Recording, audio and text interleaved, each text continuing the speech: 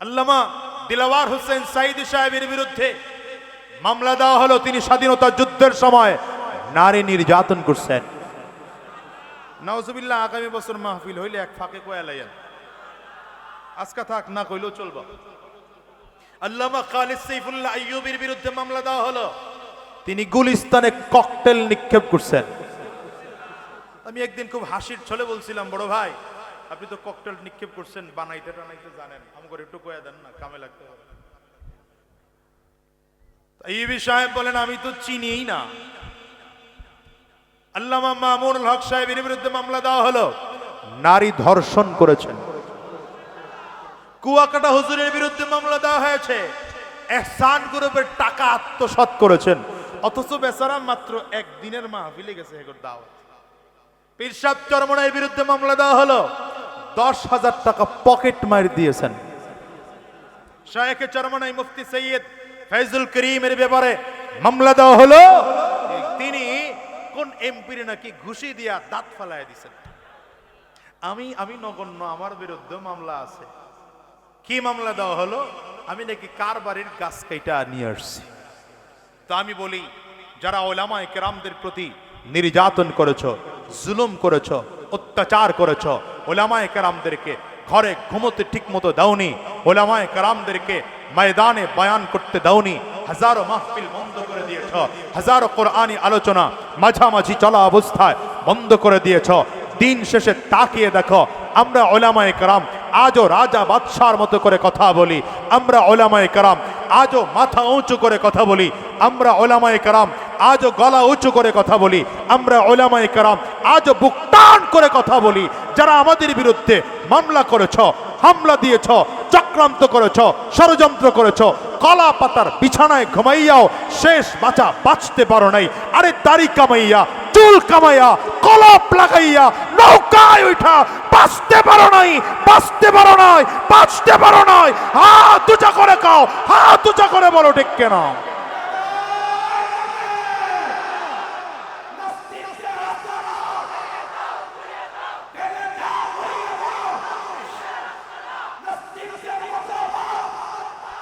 কষ্ট হয় আপনাদের? আমি বলে শোনো, এই যে দুনিয়ায় যা শাস্তি পেয়েছ, এটা তো মাত্র দুনিয়ার শাস্তি, আখিরাতের শাস্তি তোমাদের জন্য অপেক্ষা করছে। সেদিন তুমিও যা থাকবা, আমিও তা থাকবো, তোমারও ক্ষমতা যা থাকবে, আমারও ক্ষমতা থাকবে তা। আল্লাহর সামনে দাঁড়ায় একটা একটা করে প্রত্যেকটা অপরাধের হিসাব দিতে হবে, হিসাব দিতে হবে। ইয়া আইয়ুহাল্লাযীনা আমানুত্তাকুল্লাহ,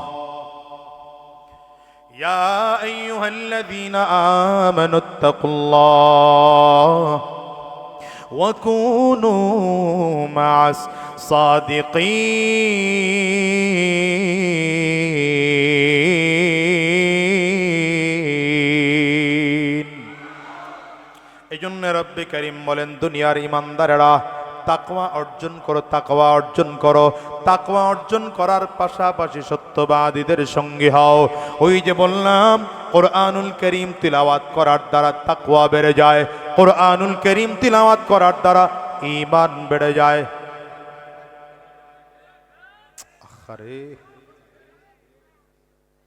আপনি এরকম করতেছেন কেন? এখানে বসেন না ঠিক করে ঘুরে।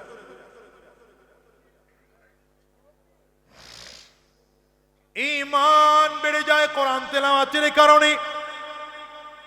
এই যুবক, কোরআন তো পড়েছ, এই কোরআন পড়ার পরে যদি হাক্কানি কোনো উলামায়ে কেরামদের সোহবতে অর্জন করে, সোহবতে থেকে থেকে যদি কোরআনুল কারীম শিখতে পারো, তাইলে জীবনটা এমন পরিবর্তন হয়ে যাবে, এমন পরিবর্তন হয়ে যাবে যেমন সাহাবায়ে কেরাম ঈমান আনার আগে জাহান্নামের আসামি ছিলেন, সেই মানুষগুলো আজ জান্নাতের মেহমান হয়ে গেছে। আবু বকর সিদ্দিক রাদিয়াল্লাহু আনহু ঈমান আনার পূর্বে ছিলেন জাহান্নামের আসামি। ওমর ফারুক রাদিয়াল্লাহু আনহু ঈমান আনার পূর্বে ছিলেন জাহান্নামের আসামি। কি পরিবর্তন হয়েছে বলো? কিছুই পরিবর্তন হয় না, শুধুমাত্র চরিত্রের পরিবর্তন হয়েছে, চেহারার পরিবর্তন হয় নাই, হাতের পরিবর্তন হয় নাই, অঙ্গ প্রত্যঙ্গের পরিবর্তন হয় নাই, পায়ের পরিবর্তন হয় নাই, শুধুমাত্র কলবের পরিবর্তন হয়েছে। যে আমর নবীজির মাথা আনার জন্য রওনা করেছিল, সেই আমর এমন দামি আমর, সেই আমর বদরের যুদ্ধে দাঁড়িয়েছেন পয়গম্বর, হাজারো কাফিরদের সাথে যুদ্ধ করার জন্য, কেউ না থাকলেও আমি আমর একা তৈয়ার। মক্কার মধ্যে ঘোষণা হয়েছে যে মুহাম্মদের কল্যাণ আনতে পারবে 100 লাল উট তাকে পুরস্কার দেওয়া হবে। হযরত ওমর তরবারি খোলা নিয়ে দাঁড়িয়েছেন, আমি তৈয়ার আছি। হযরত ওমর রওনা করেছেন নবীজির বাড়িতে মাথা আনার জন্য, সামনে যাচ্ছেন। নবীজির মাথা আনার জন্য রওনা করেন, বলেন তো এর থেকে খারাপ মানুষ দুনিয়ায় আর হতে পারে নাকি? হযরত ওমর রওনা করেছেন নবীজির মাথা আনার জন্য। আরে অধিকত আমার নবী রাতের বেলায় দোয়া করেন, দিনের বেলায় দোয়া করেন, যখনই সময় পান তখনই দোয়া করেন, আল্লাহুম্মা আইজ্জিল ইসলামা বিআহাদিল উমরাইন। হে আল্লাহ, মক্কার মধ্যে দুইটা ওমর আছে, এক হলো খাত্তাবের ছেলে ওমর, আরেক হলো হিশামের ছেলে ওমর, যেটার নাম আবু জাহাল। নবীজি দোয়া করেন, আল্লাহ দুই ওমরের এক ওমরকে তুমি ইসলামের ছায়া তলে এনে দাও। নবীজির দোয়া তো রবের কাছে কবুল হয়ে যায়। ওমর রওনা করেছে, হযরত ওমর ফারুক রাদিয়াল্লাহু আনহু তরবারি নিয়ে রওনা করে। রাস্তা থেকে একজন ডাকদার, ওমর মাথা আনতে যাও, মুহাম্মদের মাথা আনার জন্য রওনা করেছো, বাড়ি থেকে খবর নিয়ে দেখছো ওই মুহাম্মদের ধর্মই তোমার বোন আর বোন জামাই গ্রহণ করে ফেলেছে। ওমর রাদিয়াল্লাহু আনহুর মেজাজ পুরো গরম। নবীজির মাথা আনতে না গিয়ে ঘুরে বাড়িতে চলে গেলেন। দরজায় কোন কান লাগায়া শুনতেছেন, কোরআন তেলাওয়াতের আওয়াজ পাওয়া যায়। যদিও ভালো লাগে, কিন্তু এরপরও নবীজির ধর্ম গ্রহণ করেছে, মেজাজ খারাপ। হযরত ওমর রাদিয়াল্লাহু আনহু দরজা ভেঙে ঘরের মধ্যে ঢুকলেন, বোন জামাইকে বেধড়ক মারতে আরম্ভ করলেন। বোন সামনে এসে দাঁড়িয়েছেন, ওমর রে ওমর, আমার স্বামী শুধু একা কালিমা পড়ে নাই, আমিও কালিমা পড়ে মুসলমান হয়েছি। মারলে আমার স্বামীকে একা মারবা না, তাইলে আমাকেও মারো, নয়তো তুমি তার গায়ে হাত দিতে পারো না। হযরত ওমর রাগের মাথায় নিজের বোনের গালের মধ্যে এক থাপ্পড় বসিয়েছেন। থাপ্পড়ের কারণে গাল ফেটে রক্ত পড়তে আরম্ভ করেছে। বোন কান্না করে আর ডাক দেয়, ওমর মারতে মারতে জমিন থেকে বিদায় করে দিতে পারো, কালিমা পড়েছি, কালিমা ছাড়তে রাজি না। হযরত ওমর রাদিয়াল্লাহু আনহু দিল নরম হয়ে গেল। মনের অজান্তেই যেন কোথা থেকে কোরআনের প্রতি একটা টান চলে আসছে। বোনের দিকে তাকিয়ে বলে, বোন এতক্ষণ যে কোরআন পড়তেছিলা, আমার কাছে পৃষ্ঠাটা দেওয়া যাবে নাকি? বোন বলেন, না না, তুমি নাপাক অবস্থায় আছো, নাপাক অবস্থায় তোমার কাছে কোরআন পড়তে দেওয়া যাবে না। লা ইয়ামাসসুহু ইল্লাল মুতাহহারুন, নাপাক অবস্থায় কোরআনুল কারীম ধরতে যাওয়া যাবে না, কোরআন পড়তে দেওয়া যাবে না। হযরত ওমরকে বললেন, যদি কোরআন পড়তে চাও তাইলে আগে ওযু করো, আগে গোসল করো, আগে পবিত্র হও, এরপরে আসো, আমি তোমাকে কোরআন দেওয়ার জন্য তৈয়ার আছি। হযরত ওমর বোনের দেখানো পদ্ধতি অনুযায়ী গোসল করিয়া চমৎকার করে পবিত্র হয়ে গেলেন। পবিত্র কাপড় পরিধান করে হযরত ওমর পৃষ্ঠাটা হাতের মধ্যে লইয়া একের পর এক আয়াতগুলো পড়তেছেন, আয়াত পড়তেছেন, আয়াত পড়ে পড়ে পড়ে পড়ে হাত আট করে পড়া শুরু করলেন। ইন্নানি আনাল্লাহ,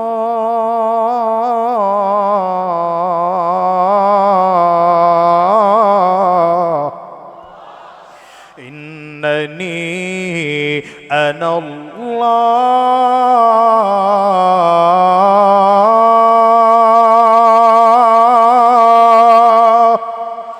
লা ইলাহা ইল্লা আনা ওয়া'বুদনি ওয়া আকিমিস সালাতা লিযিকরি। আল্লাহ তাআলা নিজের পরিচয় নিজেই দিয়ে বলছেন। হযরত ওমর আরবি ভাষা বুঝতেন, অর্থ জানতেন, আরব দেশের মানুষ ছিলেন। এই আয়াতের তিলাওয়াত শুনে বুঝতেছে আল্লাহ তাআলা নিজের পরিচয় নিজেই দিয়ে দেয়, আমি সেই আল্লাহ। সুতরাং আমি আল্লাহর জন্য, আমি আল্লাহর ইবাদত করো, আমি আল্লাহর স্মরণ করে নামাজ আদায় করো। হযরত ওমরের চোখ দিয়ে যেন অজান্তে টপ টপ করে পানি পড়তে আরম্ভ হয়েছে। দিল নরম হয়ে গেল। এক হাতে বোন জামাইরে ধরেছেন, আর এক হাতে বোনকে ধরে ডেকে বললেন, চল রে, এই কোরআন যদি এত মজার হয়, যেখানে কোরআন শেখানো হয়, আমারেও সেখানে নিয়ে চল। এক হাতের মধ্যে বোন জামাইরে ধরা, আরেক হাতের মধ্যে বোনকে ধরা আছে। হযরত ওমর রওনা করেছেন নবীজির দরবারে। রাহমাতুল্লিল আলামিন তখন যায়েদ ইবনে আরকাম রাদিয়াল্লাহু আনহুর বাড়িতে দারুল আরকামে সাফা পাহাড়ের পাদদেশে ছিলেন।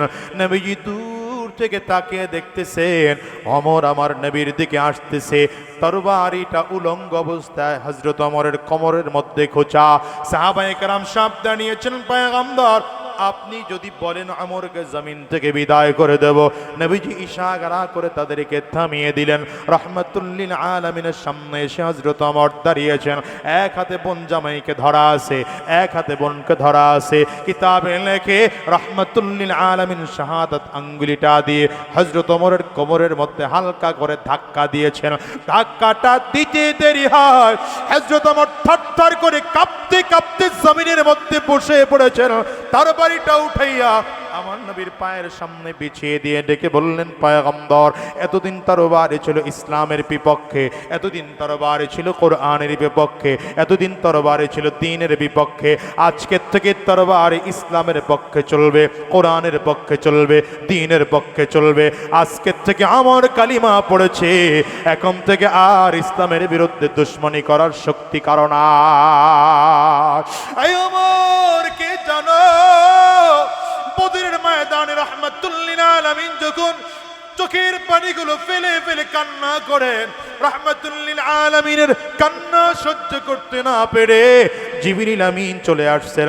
ওদিকে আমার আবু বকর সিদ্দিক রাদিয়াল্লাহু আনহু আমার নবীর জড়ায় ধইরা বলতেছেন, হাসবুকা ইয়া রাসূলুল্লাহ, ও পয়গম্বর যথেষ্ট হয়েছে আপনার কান্না, আপনি আর কান্না করবেন না। সাহাবায়ে কেরাম নবীজিকে সান্ত্বনা দেয়, পয়গম্বর আমরা মুসা নবীর উম্মত নই, আমরা মুহাম্মদুর রাসূলুল্লাহর উম্মত। আমরা আপনার ডানে থেকে যুদ্ধ করব, আমরা আপনার বামে থেকে যুদ্ধ করব, আমরা আপনার সামনে পেছনে থেকে যুদ্ধ করব। হযরত ওমর সবাইকে তাক লেকে লাগিয়ে বলছেন, পয়গম্বর আপনার ৩১৩ জন সাহাবী যুদ্ধের ময়দানে আসছে, এর মধ্যে থেকে যদি ৩১১ জন চলেও যায়, আপনি একা থাকবেন সিপাহ সালার হিসাবে, আমি আপনার সৈন্য হিসাবে থাকব। আপনি আমাকে অনুমতি দিবেন, আমি যুদ্ধ করব, হাজারো কাফিরদের বিরুদ্ধে যুদ্ধ করব। আমি ওমর তারপরও বদরের ময়দান ছেড়ে যাব না।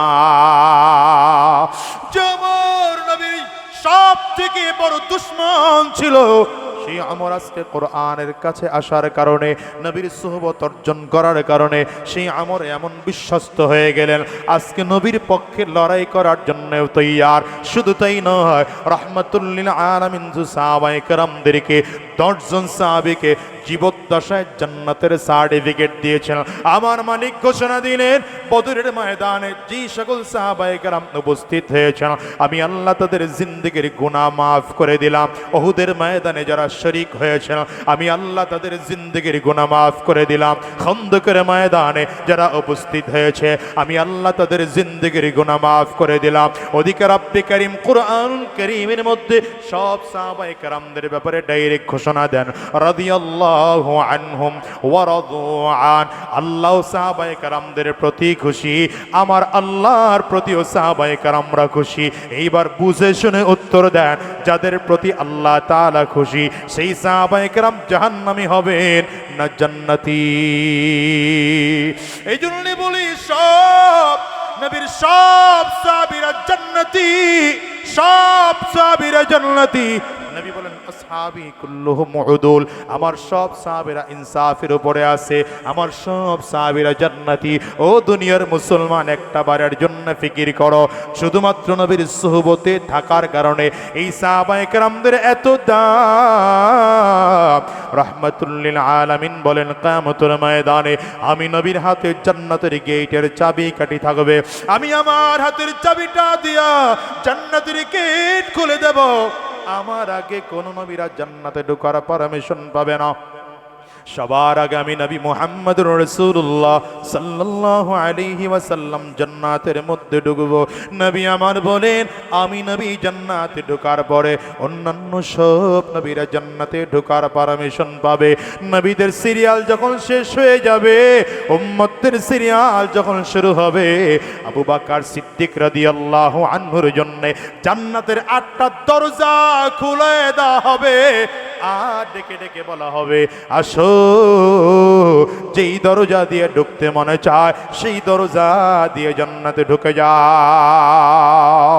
এই জন্য নবী আমার বলেন ইন্নী লা আরাফু রাজুলাম বিইসমিহি ওয়া বিইসমি আবিহি ওয়া উম্মিহি লায়াতি বাবাম মিন আবওয়াবিল জান্নাহ ফায়ুকালু লাহু মারহাবান মারহাবা। নবী আমার বলেন সাহাবীরা শোনো, আমি এমন একজন লোকের নাম জানি, তার বাবার নামটাও জানি, মায়ের নামটাও জানি, বংশ পরিচয়ও জানি। এই লোকটা যখন জমিন থেকে বিদায় হয়ে যাবে, জান্নাতের মধ্যে যখন ঢুকতে থাকবে, জান্নাতি ফেরেশতারা দুই দিক দিয়ে লাল গালিচা বিছাইয়া কাতার করে দাঁড়িয়ে যাবে। লোকটা যখন জান্নাতের গেট দিয়ে ঢুকতে থাকবে, ফেরেশতারা মারহাবা মারহাবা বলে নিমন্ত্রণ জানাবে। হযরত সালমান ফারসি রাদিয়াল্লাহু আনহু বলেন পয়গম্বর কেমন দামি মানুষ, আমরা একটু লোকটার নাম জানতে চাই। নবী আমার ডেকে বলেন নাম জানতে চাও, তাইলে জেনে নাও লোকটা আর কেউ নয়, আর কেউ নয়, এই লোকটা আমার সাহাবী আবু বকর। চিল্লায় বলা যাবে না আল্লাহু আকবার? এই জন্য বলি দুনিয়ার মুসলমানেরা শ্রেষ্ঠ নবীর সোহবত অর্জন করেছেন সাহাবীরা। এই জন্য সাহাবীদের দাম সবার থেকে বেশি। নবী জমিন থেকে চলে যাওয়ার পরে গোটা পৃথিবীর মানুষরা সাহাবায়ে কেরামদের কাছ থেকে দ্বীন শিখেছেন, কোরআন শিখেছেন, সাহাবায়ে কেরামদের সোহবত অর্জন করেছেন। এই জন্য সাহাবায়ে কেরামদের তুলনায় তাবেঈনদের দাম একটু কম, কিন্তু আমাদের তুলনায় দাম অনেক অনেক অনেক বেশি। সাহাবায়ে কেরাম জমিন থেকে বিদায়, গোটা পৃথিবীর মধ্যে মুরব্বী আছেন, কোরআন জানেন, সুন্নাহ জানেন। তাবেঈনদের কাছ থেকে তাবেঈনরা কোরআন ও হাদিস শিখেছেন। আমার নবী কয় খায়রুল কুরুনি করনি তুম্মাল্লাযীনা ইয়ালুনাহুম তুম্মাল্লাযীনা ইয়ালুনাহুম। নবী আমার বলেন সব থেকে উত্তম যুগ হলো আমার যুগ, আমার সাহাবীদের যুগ। এরপরে দ্বিতীয় হলো আমার তাবেঈনদের যুগ, এরপরে তৃতীয় যুগ তাবেঈনদের যুগ। ওরে মিয়া কোরআন তুমিও পড়ো, আমিও পড়ি। কোরআন তাবেঈনও পড়েছেন, সাহাবায়ে কেরামও পড়েছেন। নবীর সোহবতে থেকে কোরআন পড়ার কারণে সাহাবায়ে কেরামদের দাম এমন বেড়ে গেছে, গোটা পৃথিবীর আমলগুলো একত্রিত করা হলেও সাহাবায়ে কেরামদের এক রাকাত নামাজের সমান হবে না। তাইলে সোহবতের দাম আছে না নাই? জোরে বলেন, আরো জোরে বলেন। মিয়া মাদ্রাসা প্রতিষ্ঠিত করা হয় এই জন্যে কোরআন শেখানো হবে, সোহবতও শেখানো হবে, কোরআনও শেখানো হবে, আমলও শুদ্ধ করানো হবে, কোরআনও শেখানো হবে, সুন্নাহও শেখানো হবে, কোরআনও শেখানো হবে, নামাজিও বানানো হবে, কোরআনও শেখানো হবে, চুরি থেকে কেমন করে ফিরে থাকতে হয় তেমন আত্মা পরিশুদ্ধ করা হবে। ও মুসলমান, নবী চলে গেছেন তো সাহাবায়ে কেরাম জমিনের মধ্যে ছিলেন, সাহাবীরাও জমিন থেকে চলে গেলেন, তাবেঈন জমিনে ছিলেন, তাবেঈনও জমিন থেকে চলে গেছেন, তবে তাবেঈন ছিলেন, তাবেঈন যখন চলে গেলেন আইম্মে মুজতাহিদিন ছিলেন, এরাও যখন চলে গেলেন উলামায়ে মুতাকাদ্দিমিন ছিলেন, উলামায়ে মুতাকাদ্দিমিন চলে গেছেন, উলামায়ে মুতাআখিরিন ছিলেন। আস্তে আস্তে করে এই যুগে বাংলাদেশের হিসাব যদি করো, এমন একটা যুগ ছিল যেই যুগে সদর সাহেব হুজুর রহমাতুল্লাহ আলাইহি এই দেশের মানুষকে দ্বীনের কথা বলে বলে বলে শোনাইতেন। একটা সময় এমন ছিল হাফিজ হুজুর হুজুর রহমাতুল্লাহ আলাইহি এদেশের মানুষকে দ্বীনের কথা বলে বলে শোনাইতেন। যুগের পরিবর্তনের কারণে আল্লাহর এই ওলিগণেরা আল্লাহর ডাকে সাড়া দিয়ে চলে গেছেন। এমন একটা যুগ ছিল, শাইখুল হাদিস আল্লামা আজিজুল হক রহমাতুল্লাহ আলাইহি এদেশের মানুষকে দ্বীনের কথা বলে বলে শোনাইতেন। এমন একটা যুগ ছিল, আহরে মুফতি আমিনী রহমাতুল্লাহ আলাইহি এদেশের মানুষকে দ্বীনের কথা বলে বলে শোনাইতেন। এমন একটা যুগ ছিল যেই যুগে কালো মানিক সৈয়দ ফজলুল করিম রহমাতুল্লাহ আলাইহি আহরে দ্বীনের কথাগুলো বলে বলে শোনাইতেন। আল্লাহর বান্দারা রবের ডাকে সাড়া দিয়ে জমিন থেকে চলে গিয়েছেন। এমন একটা যুগ ছিল, আল্লামা শাহ আহমদ শফি রহমাতুল্লাহ আলাইহি এদেশের মানুষকে দ্বীনের কথা বলে বলে শোনাইতেন। আল্লামা জুনাইদ বাবু নগরী রহমাতুল্লাহ আলাইহি দ্বীনের কথা বলে বলে শোনাইতেন। আজ আমরা গোটা বাংলার মানুষ মুরব্বী হারিয়েছি, মুরব্বীদের সন্তানেরা উলামায়ে কেরামদের ওয়ারিসরা এখনো আছে। আমি তো মাঝে মাঝে বলি এই চেয়ারগুলোতে বসার যোগ্যতা আসলে আমরা রাখি না। কেন বসলাম? কাব্বারানি মাউতুল কুবারা, বড়রা নাই, এই জন্য আমরা অযোগ্যরা এসে চেয়ারের মধ্যে বসেছি। ওরে যুবক, এই ছোট ছোট উলামায়ে কেরাম এখনো যারা আজকের ময়দানে আছে, এরা তোমাদের কাছে ওই নবীর দাওয়াতগুলোই নিয়ে আসছে, নবীজির সাহাবীদের দাওয়াতগুলোই নিয়ে আসছে, কোরআনের কথাগুলোই শোনানোর জন্য এসেছে। এমন একটা যুগ আসবে যেই দিন আমরাও থাকবো না, উলামায়ে কেরামও থাকবে না। আস্তে আস্তে আস্তে আস্তে করে আল্লাহ তাআলা উলামায়ে কেরামদেরকে জমিন থেকে উঠিয়ে নেবেন। একটা সময় এমন হয়ে যাবে গোটা পৃথিবীর মধ্যে আর ইমামদার থাকবে না, কিয়ামত হয়ে যাবে। এই জন্য বলি মুসলমান, যতদিন উলামায়ে কেরাম আছে, উলামায়ে কেরামদের সুহবতে থাইকা নিজের আমলটাকে পরিশুদ্ধ করো, কোরআনি জিন্দেগি গঠন করো। ঠিক কিনা? আজ করে কাও না। কোরআনি জিন্দেগি গঠন করলে কেমন দাম মুসলমান জানো, দুনিয়ার সাধারণ মানুষের কোনো দাম নাই, কোনো দাম নাই। একজন মানুষ যদি সুহবতওয়ালা হয়, একজন মানুষ যদি কোরআনওয়ালা হয়, ওই মানুষটার এত দাম, এত দাম। রাসূল আরবি বলেন, লা তাকুমুস সাআ হাত্তা ইউকালা ফিল আরদি আল্লাহ আল্লাহ। যতদিন পর্যন্ত জমিনের মধ্যে একজন আল্লাহর নাম নেওয়ার মতো মানুষ থাকবে, ততদিন আল্লাহ তাআলা কিয়ামত দিবেন না।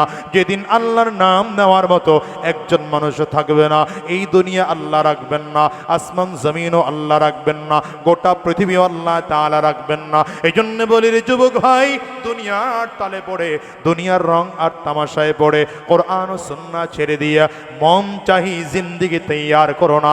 কারণ এই দুনিয়া আজ আসি, আগামীকালকে থাকবো এমন কোনো গ্যারান্টি নেই। আছে নাকি? চিল্লাইয়া আওয়াজ করে বলো। এই দুনিয়ায় কত মানুষের বাবা ছিল, আজ বাবা নাই। কত মানুষের মা ছিল, আজ মা নাই। কত মানুষের আত্মীয় স্বজন ছিল, আজ মা নাই। আহারে হিসাব করে দেখো, এখানেও যদি বলি আমি আজাদির ঘরেও তো আমার মা নাই, জমিন থেকে বিদায় হয়েছে। এই মজলিসটাতেও যদি হাত তুলতে বলি, বাজান রে কার কার মা নাই, একটু হাতটা উঁচা করে দেখান। আমার যুবকেরা তাকিয়ে তাকিয়ে দেখুক, হাতগুলো তুলে রাখে। কার কার ঘরে বাবা নাই, আপনারাও হাতটা উঁচা করে একটু দেখান। আমার যুবকেরা দেখুক, হাতগুলো তুলে রাখে। ও যুবক রে, এই মানুষগুলোর চেহারাগুলোর দিকে একটু তাকিয়ে তাকিয়ে দেখো।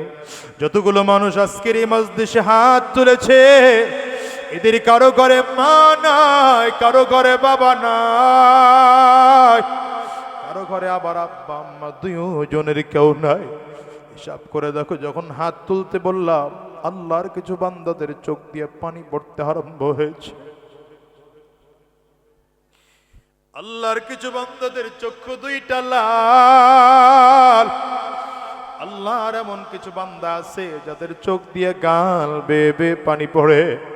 হিসাব মিলাও রে ভাই, যাদের মা চলে গেছে, বাবা চলে গেছে, এমন একটা দিন আসবে তোমাকে আমাকেও জমিন থেকে বিদায় নেওয়া লাগবে। বরঞ্চ আব্বা আম্মার আগে বিদায় নিতে পারি, কারণ দুনিয়া আসার সিরিয়াল আছে, যাওয়ার কিন্তু কোনো সিরিয়াল নাই। আসার সময় আগে দাদা আসে, তারপরে বাবা আসে, তারপরে সন্তান আসে। যাওয়ার সময় এমন হয় দাদা দুনিয়ায় থাকে, নাতি জমিন থেকে বিদায় হয়, বাবা দুনিয়ায় থাকে, সন্তান জমিন থেকে বিদায় হয়। এই জন্য আল্লাহ তাআলা যেহেতু আজকের এই ময়দানটার মধ্যে এতগুলো মানুষদের মাঝে হাজিরি করে দিয়েছেন, এই ময়দান থেকে ওয়াদা করে বের হও, আর হারাম রাস্তায় চলবো না, শয়তানি রাস্তায় চলবো না, ওলামায়ে কেরামদের বিরুদ্ধাচরণ করব না, কোরআনের বিরুদ্ধে চলবো না, সুন্নাহর বিপক্ষে চলবো না। যতদিন এই জমিনের মধ্যে থাকবো রবের গোলামি করে করে চলবো, ইসলামের পক্ষে চলবো, দ্বীনের পক্ষে থাকবো, কোরআন ও সুন্নাহ অনুযায়ী নিজের জীবন সাজাবো। তো ইয়ার কারা কারা দুইটা হাত উঁচা করে আল্লাহরে দেখাও, একটু চিল্লাইয়া জোরে ডাক দাও না আল্লাহ, আরো জোরে চিল্লাইয়া ডাক দাও আল্লাহ। চোখে যদি পানি না আসে কান্নার ভান ধরে ডাক দাও না আল্লাহ। ডানে আর বামে তাকিয়ে দেখো কার চোখে পানি, ওই মানুষটার দিকে তাকিয়ে নিজের নিজে ধিক্কার মারো, আর চোখের পানি ফেলে ফেলে আমার মালিকের চিৎকার করে জোরে ডাক দাও আল্লাহ।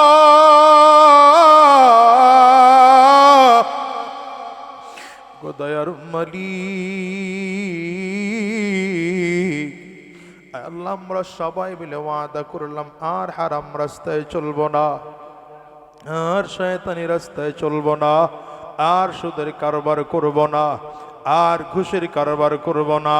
আল্লাহ উলামায়ে কেরামদের সাথে চলবো, কোরআন অনুযায়ী নিজের জীবনটাকে পরিচালনা করব, সুন্নাহ অনুযায়ী নিজের জীবন চালাবো। আল্লাহ তুমি কবুল করে নাও, কবুল করে নাও।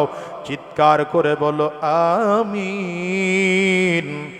জবান খুলে আওয়াজ দিয়া চিল্লায়া আর একবার বলো আল্লাহুম্মা আমিন।